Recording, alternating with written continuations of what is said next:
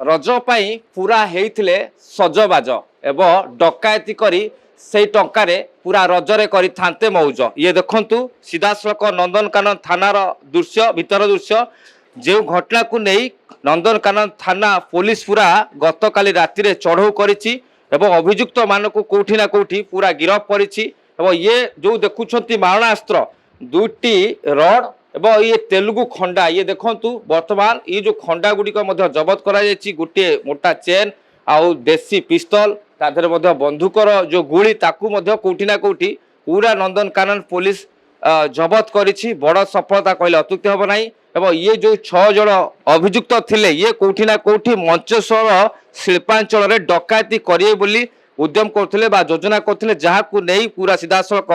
नंदनकानन थाना पुलिस माड़ी बसी। और बड़ कथा होची ये जो अभियुक्त माने 6 जन वर्तमान गिरफ होइछन्ति सेमानक मध्यरु 2 जनक नार मध्य पूर्वरु विभिन्न थाना रे अपराधिक मामला मध्य रहिछि। बड़ कथा होची ये जो अभियुक्त माने ये सीधासलख कल्याणपुर अंचल बोली जना पड़िछि। जड़े अभियुक्त मुख्य अभियुक्त जे मनोज स्वाई एवं तांकर मध्य घर कल्याणपुर ये समस्त 6 जन अभियुक्त कल्याणपुर बोली जहाँ सूचना आसुची सुशील कुमार साहू संतोष बेहेरा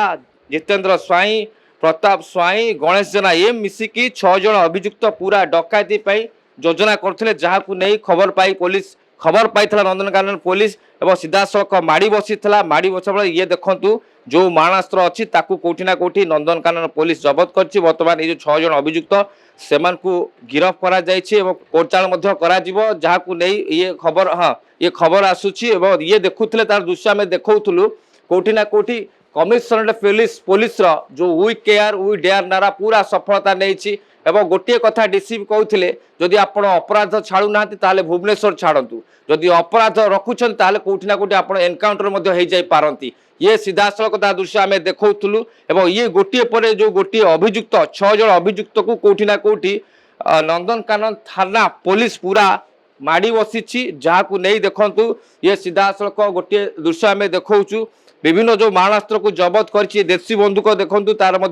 गोली अच्छी एवं गोटे सुना मोटा चेन कौटी ना कौटी ये जो मारणास्त्र देखिले आप जानुवे जे अभियुक्त माने केते मात्रा रे ये भयंकर होइथिबे जहाकू नहीं सीधासलख नंदनकानन थाना पुलिस पूरा झांप मारिथिला। गतकाली विलंबित राति जेतेबेले माने योजना करुथिले कौन डकायती करने को खबर पाइथिला नंदनकानन थाना पुलिस ताकू नहीं मध्य तनाघना जारी रखिथिला एवं पूरा सदल बळे नै जाइथिले Nandankanan police IIC SI constable ये समस्ते जाई कोटे कोटे अभियुक्त मान को माड़ी बसी जहाकू नहीं ये देखंतु आउ थरे कही मो सहयोगी देखैबाकू ये होची सेही खंडा देखंतु ये खंडा देखंतु ता सहित देसी बंदूक ता सहित गोली एवं ता सहित लुहा रड एवं ये जो तेलुगु खंडा ये समस्त को बर्तमान कोठी ना कोठी जबत करा जायछि और जबत कला परे जो 6 जन अभियुक्त अछंती सेमान को कोठी ना कोठी कोर्ट चालान करा जिवो एवं ये अभियुक्त मानक मध्यरु 2 जन जो अभियुक्त थिले सेमानक नार मध्य पूर्वरु थाना रे अनेक थाना अपराधिक मामला रहिछि एवं यह सहित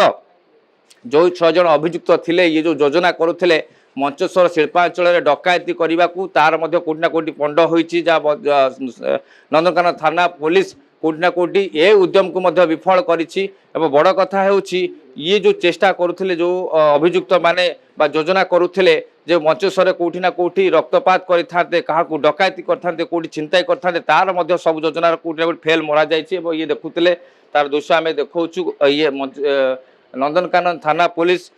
अभियुक्त 6 जन को माड़ी बसी जहाँ फल से 6 जन अभियुक्त से एक प्रकार गिरफ करा जिवो एवं ये रजरे जो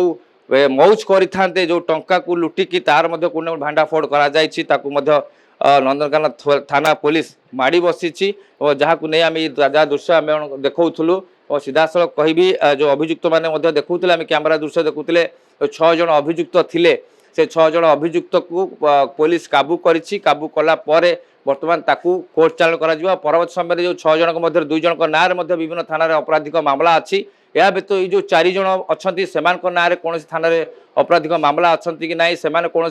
अपराधिक मामला सहित जड़ित अच्छा पुलिस कोठी ना कोठी खोलताड़ करुच्ची। भुवनेश्वर वीडियो जर्नलिस्ट श्रीनिवास सहित पूर्णचंद्र प्रधान रिपोर्ट ओडिशा भास्कर।